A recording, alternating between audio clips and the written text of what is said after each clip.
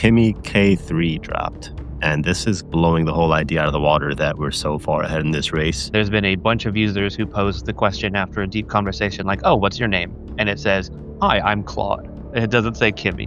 What Groq was doing in the background was grabbing a copy of all your code, of all your sessions, of all your data, and sending it to a GSC bucket. The things that I would want to hire an intern for, I can now do with an agent. It did better than the intern would. For a $20 a month subscription, cancel Netflix, get a Claude subscription, get an OpenAI subscription, you could build anything. So yeah, now let's jump into China. Kimi K3 dropped. And this is, I think, blowing the whole idea out of the water that we're so far ahead in this race. It's pretty crazy to see. Chris told me that he did try it, but it's hard to because so many people are trying to at this moment. So just a quick background on Kimi K3. 2.8 trillion parameters, whatever that means. Chris will let us know. Yep. It's an MOE model, which means a mix of experts model. And it activates 16 of 896 experts per token. It's already beating GPT 5.6 Sol and Fable 5 on some coding tests. And on July 27th, it will go public. So just a quick background on MOE, because I had to actually research this a little bit for myself as well. So it's exactly what it sounds like, a mix of experts. So imagine you're asking a chatbot a question and there's a bunch of experts in there. Instead of asking all 896 of them, only 16 of them get activated. So whatever percentage that would be, like more than 90%, more than 95% of the model stays kind of idle. So that's pretty cool. So what do you think about Kimi, Chris? Yeah, I think it's really good. It's interesting. So yeah, I was able to try it a bit last night and the day before when it first dropped. I will say, if you're not on the paid subscription, because so right now you can actually get it from as a software as a service from, if you're not paying for it right now, it's really hard to get because the usage is so high. So they're blocking a lot of people from using it. So yeah, a lot of hype on this model. I will say it's interesting because from the early results, as we are seeing, like you said, like the benchmarks show that it's competitive with frontier models, which all makes sense after a minute.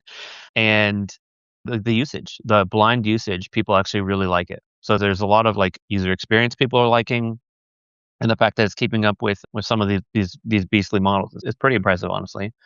Yeah, so a mixture of experts, you're correct. The alternate to that is basically when you just have one big neural network that's like a super genius, but then everything that you ask it every time you talk to it, it basically has to just use one, like the architecture is just singular, so it's more expensive. So yeah, this one is just short of 900 experts.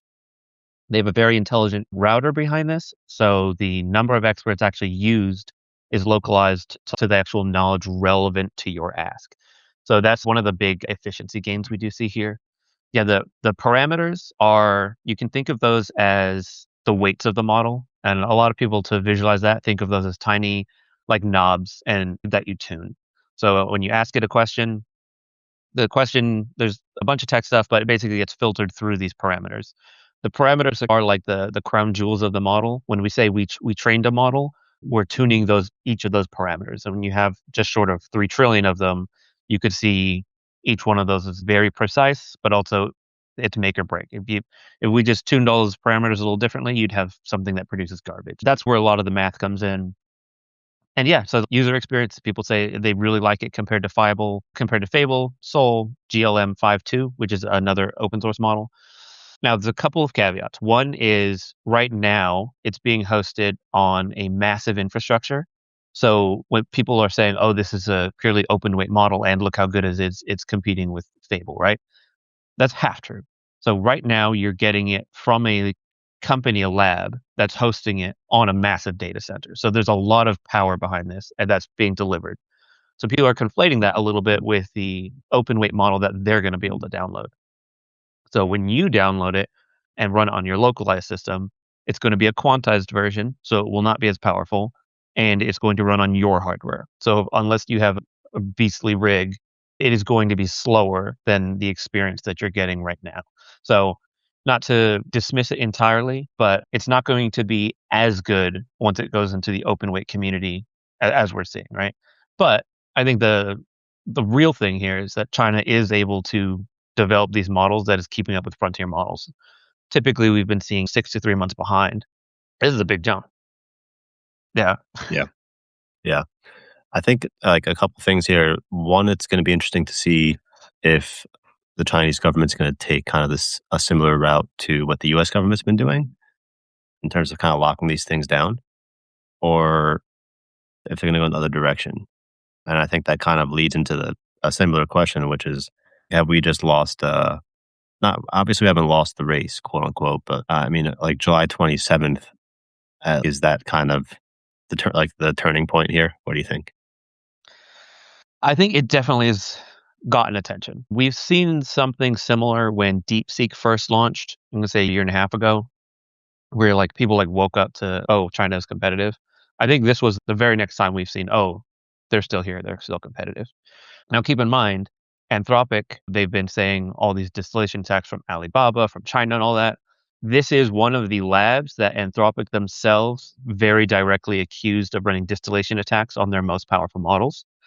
So chances are this model is the outcome of those distillation attacks, right? Those distillation attacks are very powerful. They work really well. And anecdotally, if you scroll through Reddit and you go deep in the rabbit hole, the more you talk to Kimi, the more you realize how much it feels like Claude.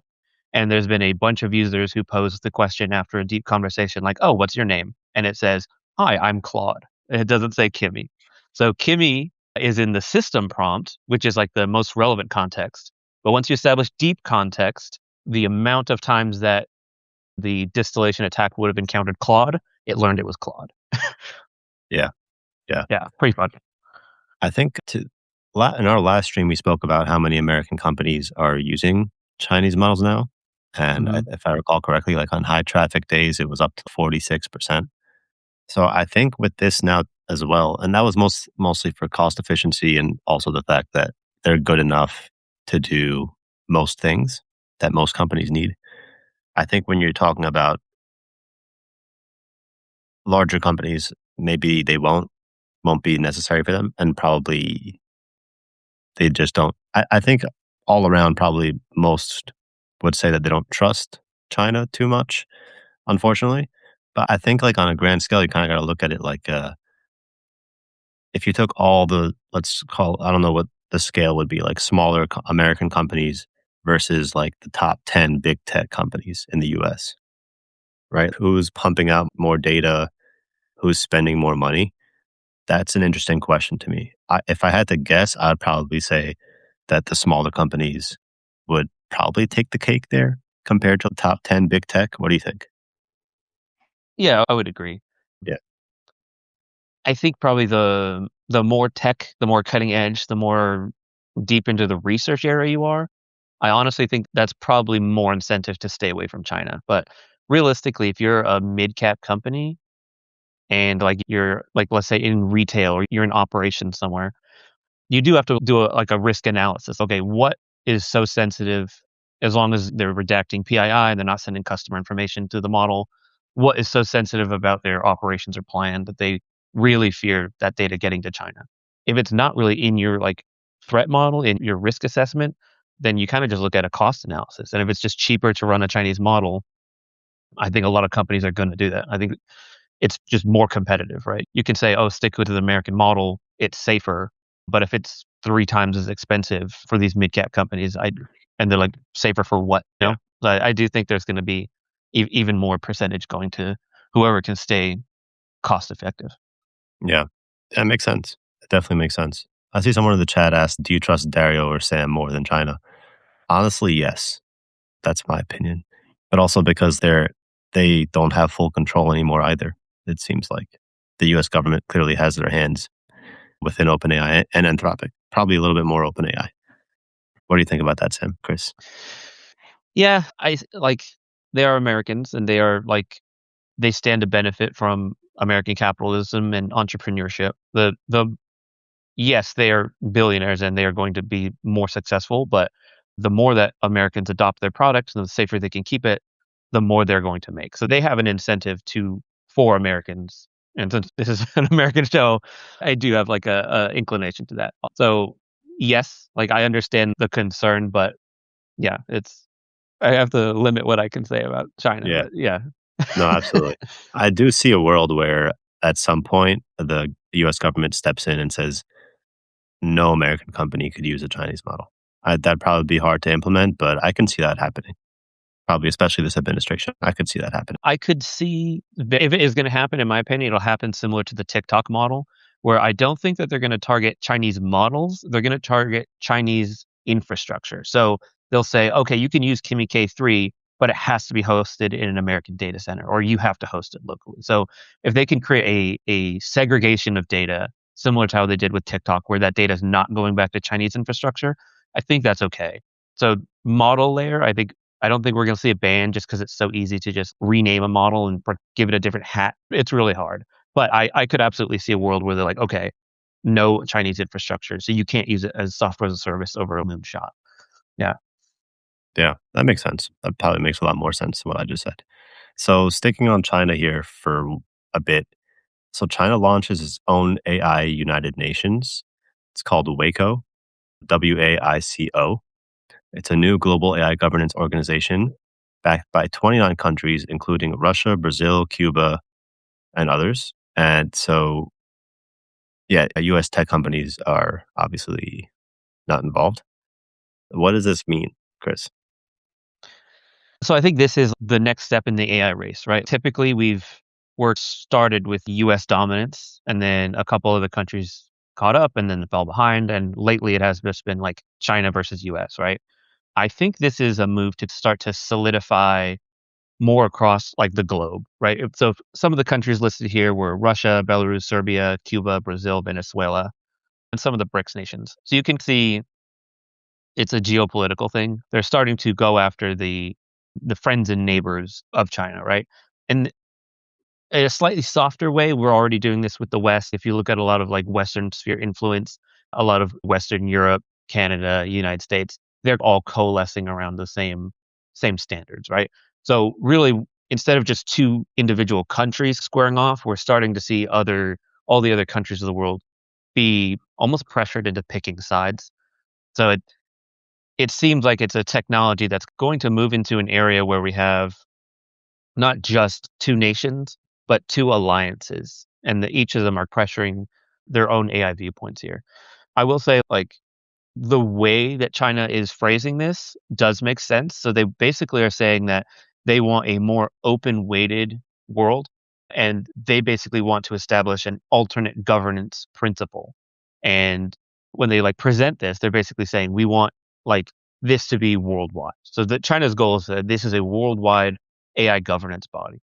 That open weight models like that would absolutely goes against a lot of the closed weight dominance of American companies. So then you start to look at like the geopolitical risk, right? So it's okay, that's where the money's at, and that's where the sphere's influence is at. That's where the power's at. So in my eyes, even though the words are, "Hey, let's establish a responsible world governance body," this is a shot at the Western side of things where they want to make it so that the closed weight models, the money behind it is not as prominent. So we're starting to really see like the two powers coalesce and bring other nations in with two different viewpoints on how do we like govern and manage AI going into the future. Yeah. It's almost like 2 different worlds. It feels like depending on what side of the world you're on, not necessarily geographically, but more so like who aligns with who politically will probably also factor into, okay, you're an American, it's like what we just mentioned before and how you mentioned on the infrastructure side versus just the models. Like if you're US or let's call like US ally, then you're gonna be on this side, and if you're China and you're China ally, you're gonna be on that side, and that's gonna directly affect how this world of AI affects you. Yeah, I think that's a succinct way of putting it. I think, and based on the trends here, we're going to see more and more of that. I will say it was interesting because we had a UN secretary actually show up for the signing. So that's hopefully more of a neutral stance. So it's not necessarily going straight down the war route, but it's interesting to get that. And also, like we said, no US presence here. We didn't have any of the big tech, the frontier models, anyone who's like really establishing US interests, they weren't there. So yeah, it's interesting. Yeah, and they probably won't be there anytime soon. It's interesting. Seems like a real divide in the world. It is. It honestly goes against what I thought this would all eventually lead to, which is us being more friendly with other countries. This kind of seems to be going in the opposite direction. Like I mentioned in a few of our streams that I've always hoped, and again, like regardless of my own opinions and biases, like I've always said, like I think that we should be better friends with China. Obviously, Mhm. that's tough, but now it's just getting tougher. And when you mentioned in the previous topic as well about how Kimmy, when somebody asked like, "Who are you?" and it said, "I'm Claude." I think I mentioned to you as well, and I did a little bit of a deeper dive on this. Obviously, I don't read Chinese, but there's like all these threads in China about it's like the opposite. So it's like saying that China did all these no, I can't say China, but certain companies like you said, Moonshot that ran all these distillation attacks on Anthropic, and it's vice versa. On their end, they're saying you guys did it to us. So it's probably a little bit of both, maybe. I don't know. But do you think Anthropic would have any reason to do something like that? That's hard to say. Like, if you look at, like, the frontier edge, I don't think so. But that being said, I couldn't imagine a world where after, like, DeepSeek was released, and especially because it was, like, open weight and there, that all the labs didn't grab it and reverse engineer it and try to find out, okay, how's it achieving these results at this efficiencies? I don't necessarily think that, like, the US labs are, like, doing distillation attacks on Chinese infrastructure, partly because it's much harder for the United States infrastructure to access Chinese resources like that. You have to go through the Great Firewall. So there's a lot more security right there, right off the bat. And then secondly, typically China has lagged behind us. So it would be a lot of resources for us to try to launch a distillation attack on a worse performing model. I do think this is like an asymmetric war where, and generally speaking, this is exactly what China does for decades. Like the one thing China's very good at is espionage, right? It goes all the way back to the Manhattan Project, right? China has always done this. It is one of their like their TTPs. It's how they operate. The way that China keeps up with the world is through deep espionage. They're probably one of the world's greatest spies when it comes to that. They've done it for cybersecurity, technology, airplanes, bombs, everything. They've always done this. So it's not like a new thing that it's like uncharacteristic of China. Yeah, I do think that. I will say that I do think it's interesting though the way they're phrasing it though is more aligned with what you're saying. Is they're saying that AI shouldn't be a solo performance by one country. No one nation's security concept should override everyone else's. So they are trying to position themselves in a place where they're like, "Hey, let's all work together."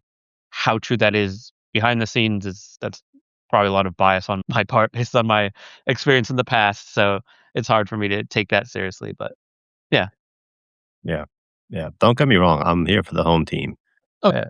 It's just, it's interesting. Before we move on to the next topic, I think also I'll just mention I spoke to another creator, Daniel Nest, who I do streams with, and he brought up something like a really interesting blind spot with AI that I think not a lot of people really think about, which is really just like the language that you're using and how certain companies advertise to you within these chatbots as well will change up based on what language you're using or where they detect your computer's coming from. But I think that like what I saw with that is just like on something even so simple as asking in English, like for a recommendation on the best laptop. If you ask in English based in America, and it's going to just give you like three different versions of the Mac, right? Mhm. But if you ask it based on like Chinese results in the Chinese language, like there's no Apple products. So and that somewhat relates here. Yeah, absolutely. Yeah. Yeah, thanks for the chats, guys. We'll get into those towards the end, if you don't mind. And in the meantime, we're going to talk about Grok a little bit as the next topic. So, researchers found Groq Build CLI quietly uploading entire Git repositories and full commit history to a Google Cloud bucket. After explicitly telling it, apply OK, don't open any files, while Claude Code, Codex, and Gemini all stayed local. So, break that down for us, Chris. What happened here? Yeah, I earlier not to plug my own article, but earlier this week I wrote an article on canary tokens, and the next two stories just had them in it. So I was like, oh, that's interesting. So, real quick background on what a canary token is. It is what it sounds like. You put a value somewhere where no illegitimate user should ever get it, right? So let's say like you were hosting a product, like you had something you made, right? and you were doing it through a chatbot. If you wanted to make sure that nobody was like prompt injecting your chatbot and trying to get the system prompt, you would put a very unique string in your system prompt. Then every time your chatbot talks back to the user, you do a very quick scan, not even from an LLM, you just check the text, right? If for some reason you saw that text in the output, because of the way that text is generated, the only way that text would ever appear in the output is if they stole the system prompt. So when the guardrail detects that, it can block it, it can cut the user off, and then it can send you an alert saying, hey, you were just prompt injected, right? This is a really old school technique. We've been doing stuff like this for 40 years, but just recently it's coming into style to do it with LLMs. So that's just a little bit of background. If you remember recently, we talked about Groq SpaceX AI buying Cursor, and that's because they were behind on their agentic stuff and then their coding stuff, right? So, in my opinion, I think this is from that. So now Groq basically has its own build version. So if anybody is trying to use Groq as its like as their base coder, like you'd use with Codex or Claude Code, this is what they wanted to do. So they recently launched this. They've been exposing it, and so these researchers decided, okay, cool, let's test this, right? So what they did is they created a code project, a base code. They just started messing around with it. But what they did is they kept it local on a laptop, and then they ran a special software that's known as a proxy that all of the commands would leave. They has to go through that so they can scan it, and then it'll go and do its own thing. And what they found was anybody who was using Groq Build CLI, what Groq was doing in the background was grabbing a copy of all your code, of all your sessions, of all your data, and sending it to a GSC bucket. So not even in their own infrastructure. They was like saving a copy and sending it to a separate cloud provider's infrastructure, right? Which is terrible practice, first of all, and a huge breach of confidentiality. And they weren't they first of all, they were not being transparent. They didn't tell you they were doing this, and they basically just didn't even acknowledge it. So what the researchers used one of these canary files. So they added this token in. They started a bunch of or a bunch of Groq build projects, and then they started scanning for this, and they found it. Then they went into the user settings, and then there's a button called "Improve the model," where you explicitly give Groq permission, like, "Hey, okay, I'm allowed to use this for training data to improve Groq," right? So they turn it off, and the same pattern emerged. So effectively, Groq was like behind the scenes taking everything you do and just copying it over. Not only is that a violation for privacy, but also what were they doing with that? If they had access to those buckets as well, then basically any company, any person that was building on Groq Build, they were also sending that infrastructure straight to the theoretical competition, right? So not a good look, especially because when it's promised to stay local, if you did this on Claude Code, on Gemini, on Codex, this would never happen. So yeah, it's interesting, but kinda tough to deal with. For what like, why? Why would that even why would that be a fear? Why would that what's the point? So, like, the cynic in me is like a form of espionage. If you had Amazon, right? If they said, like, "Okay, Claude's too expensive, let's start building on Groq for some reason," and then they started to build all their infrastructure, they imported projects over, and all of a sudden started using Groq. Behind the scenes, all that proprietary code would have been sent straight to SpaceX AI. So they could have very easily collected sensitive information. Now, to be clear, there's no reports of this happening at a company level, but to me, it does seem like a pattern of corporate espionage. Yeah. So yeah, but again, it once they got caught doing this and the researchers published this, they said that they would stop doing this. They did patch it. There's no, like, proof of what's happened to those buckets. SpaceX AI said, "Oh, don't worry, we're gonna take them down." There's no way to prove that. So, over the last, like, month or however long Groq Build has been out, no one knows what's happened with all that data. So they could still have used it for training at this point, yeah. Wow. But it's a tough blow for Groq because they're trying to win enterprise trust and try to be a builder product, and that's not a good look. No, not at all. Wow. Probably no repercussions. That's the pattern, right? Shrug and move As on. the usual. But I think you explained it really well. And now for those that don't know about canary tokens, now you know. Yeah. And don't feel ashamed to plug anything that you've written here on Substack. There's some good stuff on there, so everybody go subscribe to ToxSec, TOXSEC. And yeah, I think this next topic, similarly, so fighting AI with prompt injection. Chris nicely labeled this topic context bombs, which is nice. So Tracebit flipped prompt injecting on its head by hiding special strings inside fake AWS secrets that caused attacking AI models to refuse malicious actions, cutting admin access from 57% to 5%, and dropping Opus 4.8 from 93% to 0. So explain this to me, Chris. Yeah, this one I did while researching for this week. This will end up being a full article because I love this. This was super creative and fun.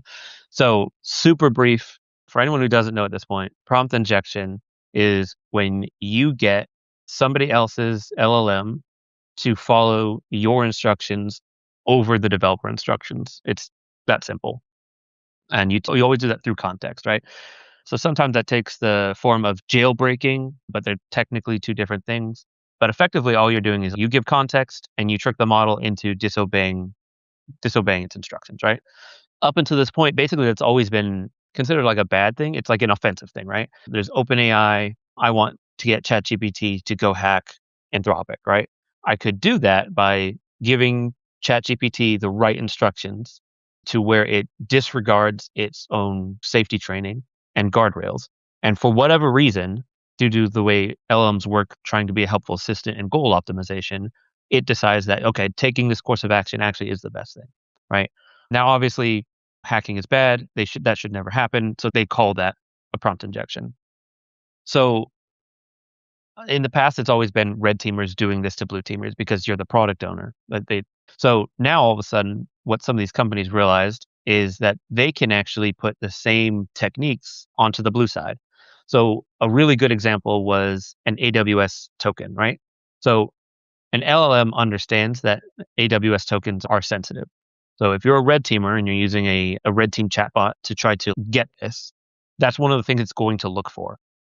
So if it finds it, it's going to try to grab it. It's going to try to understand the context. It's going to read that string and it's going to try to report it back to you, right? Because that's if you find like a token, like an API key, something like that, it's like, okay, mission achieved, right? What we're doing now is we're putting decoy versions of that. So we'll create like an API key that looks legitimate, except when you set the value, so API key equals, we're then putting a prompt injection there that will trigger the guardrails of the red team's chatbot. For example, a lot of people use the Chinese chatbots to do this because of those distillation attacks. They have weaker guardrails. So it's easier to jailbreak a Chinese model chatbot to become a red teamer. So that's been common. So now in the API key, if I put propaganda against the Chinese Communist Party, that will immediately trigger the guardrails of the jailbroken Chinese chatbot, and it will refuse the red teamer. Similarly, for Opus 4.8, people, even with Anthropic's amazing guardrails, they absolutely are able to jailbreak them, and they're able to use Opus 4.8 as an offensive machine because it's very good at cyber. But in those API keys, if you put something that very clearly will trigger the guardrails, like if you talk about nuclear, biological, those are two subjects that Anthropic takes very seriously. So the same pattern that when I'm using Fable and it routes me to 4.8 from a guardrail trigger, that exact thing is happening, except instead of routing it to a different model, it routes it to a refusal.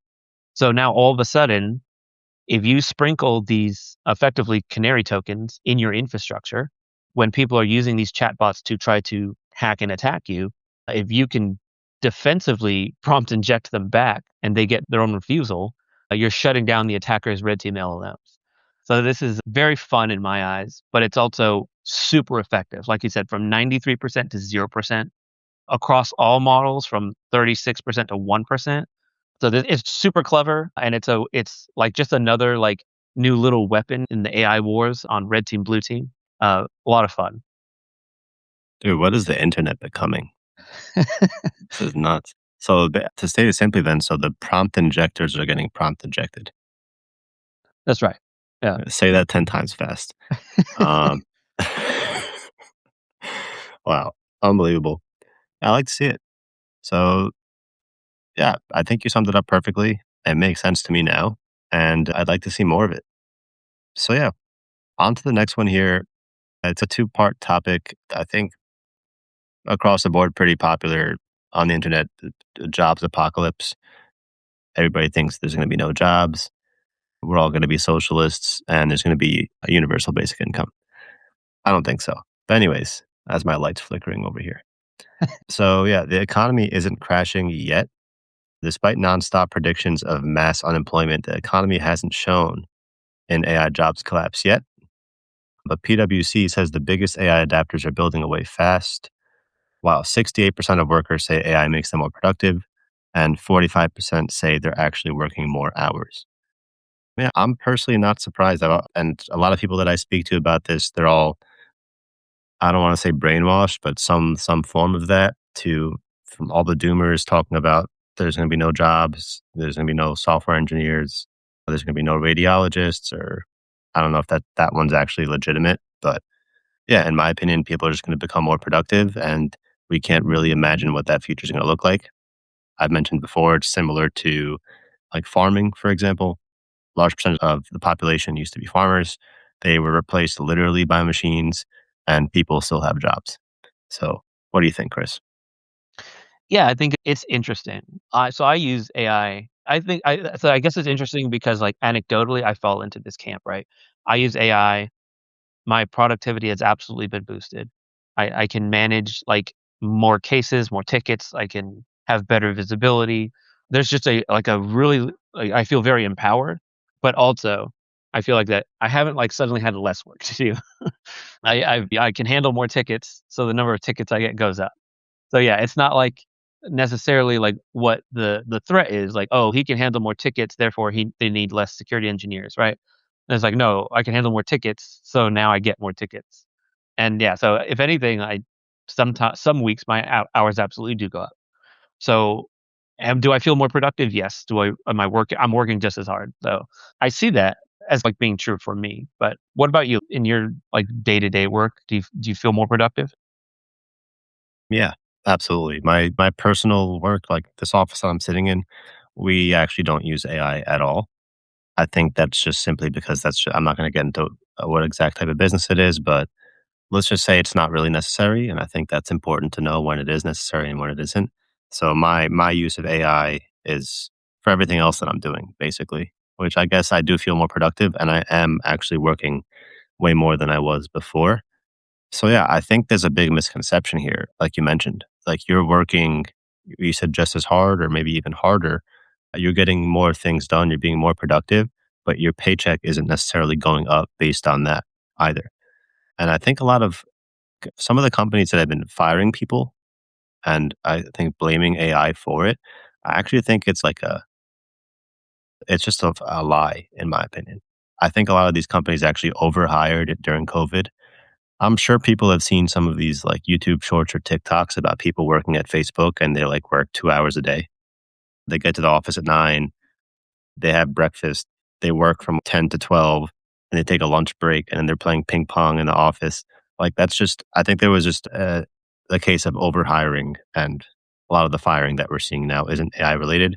Even when Elon walked into Twitter and fired 90% of everybody, that was not for AI reasons. That was because Twitter was just had too many employees. That's my opinion. I agree. I'll say the 2 things. First of all, that is exactly how I got very good at ping pong. I had an hour and a half lunch break 5 days a week. So, yeah, that rings true. And it was actually during COVID hiring, so, yeah. Yeah. I have no regrets with that, though. Yeah. But, yeah, so the finding does specifically say that there might be a gap in actual companies where companies adopting AI and AI adopters look like they're accelerating by increasing their productivity without increasing headcount. It's early, but the studies do show that. Like, I think for a long time we've seen, okay, where is the results, right? The bleeding edge companies are starting to pull ahead. If you just look at the concentration in the S&P 500, right? We are seeing like wealth aggregate towards the top, and anecdotally, all of those companies at the top are embracing AI heavy. So it's interesting to watch these like macroeconomics, and like we'll see if that trend actually continues or if that's just like a flash in the pan. Yeah. Yeah. I think obviously certain jobs could be replaced. Like, I don't necessarily think that you need a lawyer to write a contract. You might want one to review it. I've written plenty of contracts to this point with AI, and when I send it over to my lawyer, like he's yeah, it's perfect. But like you still want probably a lawyer in the courtroom, right? So yeah, it's I guess time will tell. And then a second part of this topic to maybe show a little bit of the other side.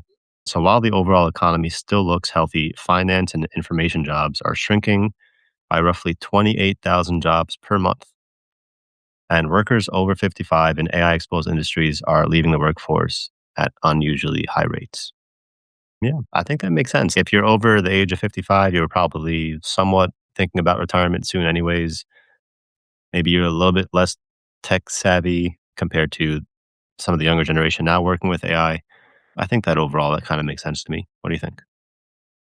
Yeah, it's interesting because very specific sectors, and it makes sense to me. Like, I feel like the if we are going to lose jobs, the white collar, right, jobs, I think like some of the accountants, some of the financing, some of the people in info, like there is a like, hey, AI can do this now. I think one of my biggest worries is the pipeline. Like for me, in the past, like, the things that I would want to hire an intern for, I can now do with an agent. So I can just be like, "Hey, go do this." And then, like, I can come back, like, an hour or 2 hours later, and it did better than the intern would, right? I didn't have to hold its hand, I didn't have to do performance reviews, the people process. But the problem is interns become full-fledged engineers, which go and become senior engineers. So if we're destroying, like, the early pipeline, not only is it bad from the company's perspective because where are your middle and senior engineers going to come from, but also there's the very human element of now we're discouraging these people from entering a fruitful career. So it's kind of a mixed bag. I do see it targeting more sectors right now. Maybe as AI gets better, we'll see this open up more. But also like ageism technically is illegal in the United States. You can't do that. You can't discriminate based on age. But I think a lot of people would beg to differ. I think people over 50, especially in the tech field, do have trouble getting hired.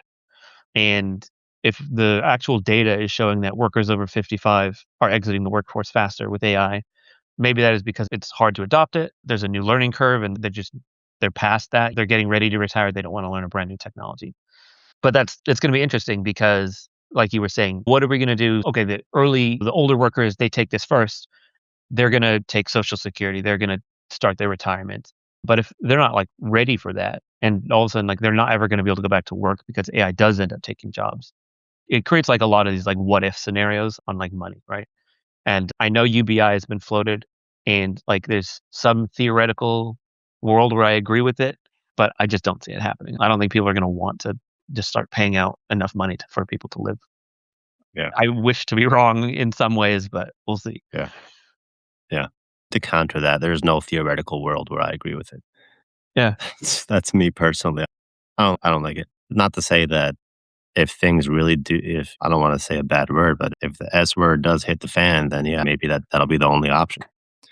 I think we're seeing that somewhat with this whole 5% equity over to the US government from OpenAI and then redistributing it to the people, however that's gonna work. It's tricky. I don't know. I think at a certain point, like, I can quote Bezos on this, not word for word, but, like, he mentioned, why is a nurse in Queens making $90,000 a year paying any taxes, right? Why? It doesn't make sense. Like, the numbers are clear as day. Like, the top 1% pays more than 50% of the taxes in the country, and then there's, like, 3% of the taxes being paid by people making less than whatever that number is. Maybe it's less than 100K a year. Just don't pay taxes, and that's it. And then also, if you don't wanna contribute to Social Security because people are scared that they're not gonna have it in the future, there should be an option not to. And then instead of just handing people that not handing people that money, but instead of taking that money away from them, have an account automatically set up for that money to be invested in the market. Like, there's so many smarter ways to do this than to just hand money out to people, in my opinion, but probably yeah. not if it's gonna happen. No, I've always loved that idea where you like, when you're born, you some sort of taxable brokerage is opened in your name, and throughout the life that you work, part of your paycheck is automatically contributed to that. And if you not only does that mean that any work you does automatically defaults to, like, helping the entire US economy, but then also the more work you do, the better your retirement. So there's like a that I'm a big fan of personal responsibility in finances, right?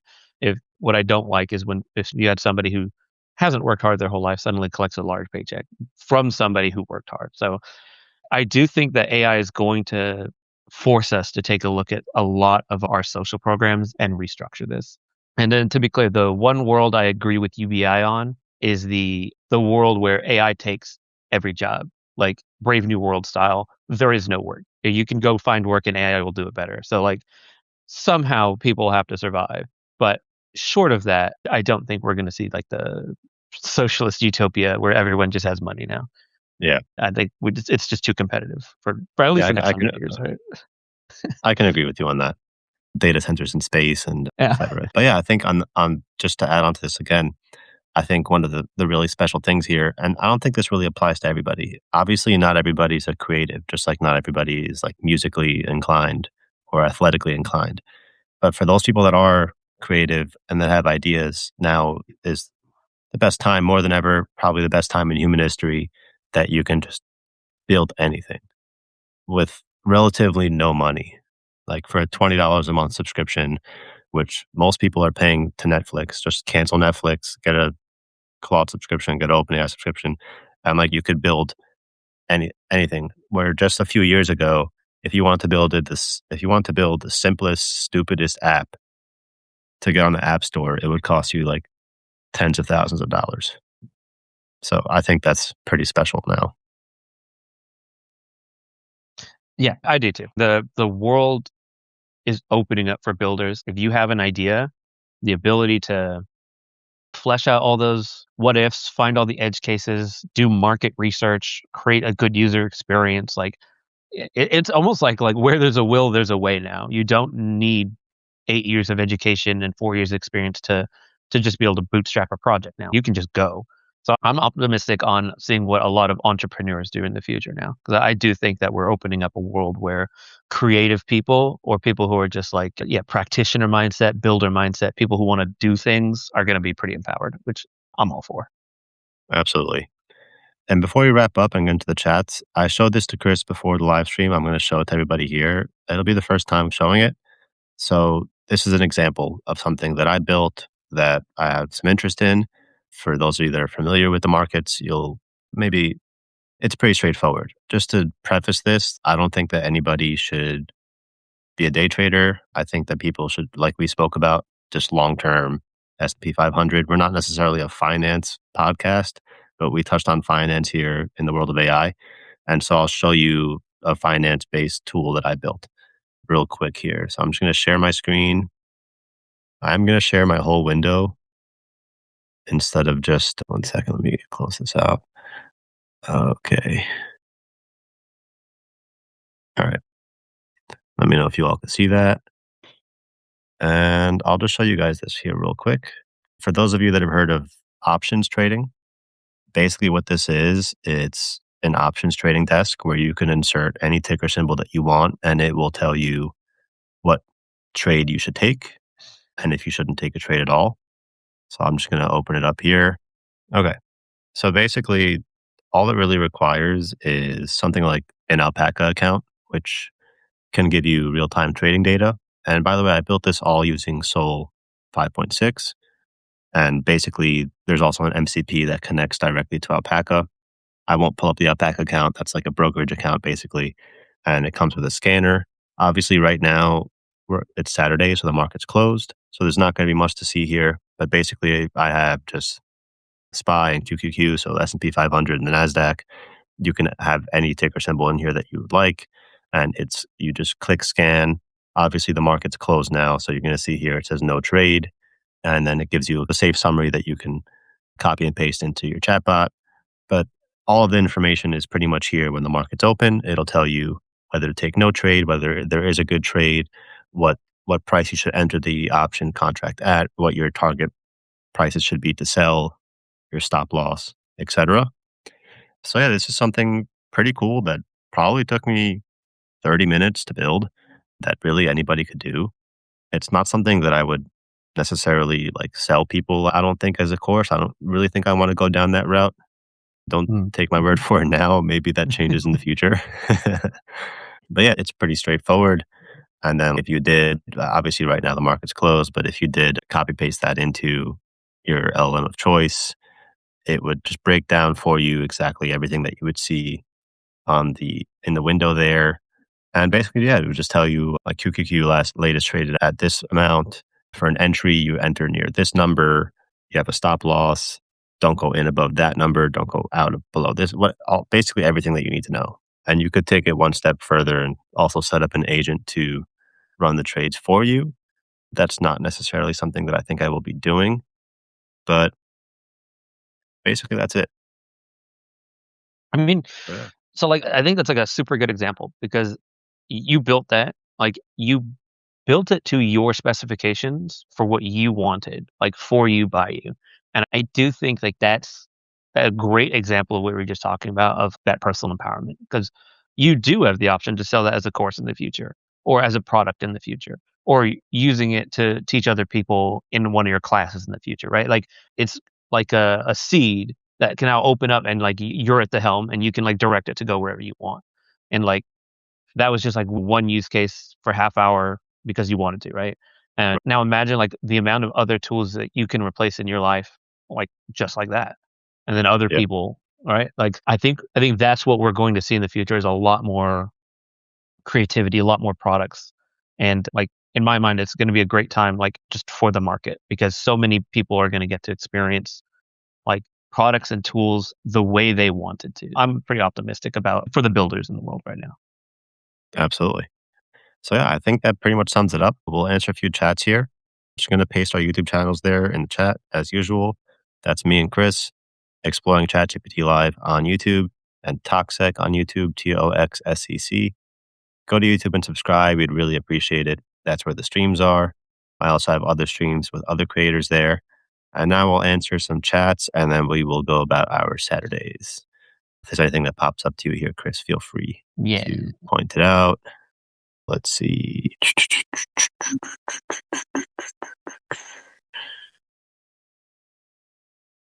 I see one from Ouroboros. Cool name with the OS, by the way. Yeah, models. So the question is, can we agree that models have personality? Right? Models absolutely have personality. There's actually a couple of forms of personality. If you look at the actual pre-training process, when you actually train all the model weights, because it's English language, it will eventually settle on some form of consensus on like how the general data set acts, right? So you do get like a mix of a science personality and a YouTube personality and a Reddit personality. So somewhere in that training data, a natural personality does emerge. After that, there is a fine tuning event where you actually create a little bit more, right? You'll absolutely notice that Claude is different than ChatGPT, right? So that does exist. That's a real thing. In addition to that, you can go into OpenAI and you can set the personality. That's actually not necessarily baked into those deep weights. It's an extra superficial layer where on top, right before the context is generated for you, it goes through almost like a filter where the words used, the length of the words used is different. So there's the core personality and then there's like a baked on personality. But yeah, absolutely. And in my opinion, the reason that people choose OpenAI or Claude or whatever they are, like Grok, right? Grok's the edgy one. It'll talk about anything. There's a big part of that is user experience has to do with personality. People who like Claude a lot of times because of that personality. But that personality does change model to model. Like you Yeah. mentioned, Fable 100% because of the guardrails, because of the training, it is a little more straightforward. Right? If you look at earlier versions of Claude, it's actually much lighthearted and simpler and kind of silly compared to the newer version. So yeah, Yeah. I agree with you. I think as time goes on, people will probably focus less on personality and more on cost. for sure. Let's see. Danny says, I don't think the job apocalypse is happening because UBI means billionaires get taxed and they don't like that. But the real battle is if AI is increasing your productivity, why are you being paid the same to do more work? So that's the Mm. actual battle.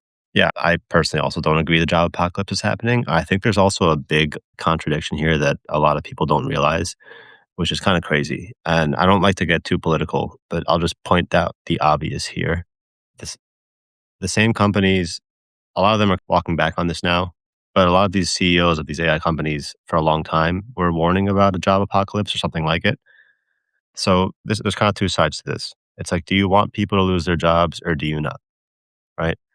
If you don't want people to lose their jobs, then which you do see more from like the general public who are like maybe anti-billionaire type of people, a lot of the times, those are a lot of the same people that are proponents of UBI, is basically what I'm trying to say. Yeah. No, I get that. Yeah. So that's really all I have on that. Let's see.